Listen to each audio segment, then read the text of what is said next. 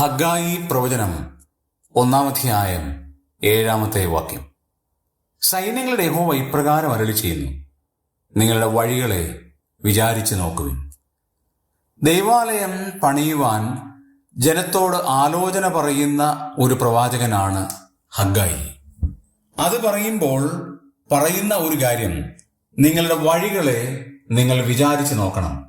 5-ാം വചനത്തിലും ഇത് തന്നെ ആവർത്തിക്കുന്നത് നമുക്ക് കാണാൻ കഴിയും. നിങ്ങളുടെ വഴികളെ വിചാരിച്ചു നോക്കുവിൻ. എന്തുകൊണ്ടാണ് അങ്ങനെ പറയാൻ കാരണം?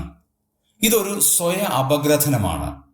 നാം നമ്മുടെ വഴികളെ ഒന്ന് വിചാരിക്കുമ്പോൾ നാം നമ്മെ തന്നെ ഒന്ന് അപഗ്രഥിക്കുകയാണ്. ദൈവത്തിൻ്റെ കൃപകൾ അപഗ്രഥിക്കുന്നതിന് തുല്യമാണ്. വഴികൾ വിചാരിക്കുമ്പോൾ ദൈവം നമ്മളെ നടത്തിയ വഴികളും വിധങ്ങളും എത്ര വലുതാണ് എന്നുള്ളൊരു തിരിച്ചറിവുണ്ടാകുന്നത് എല്ലാ കാലത്തും നല്ലതാണ്.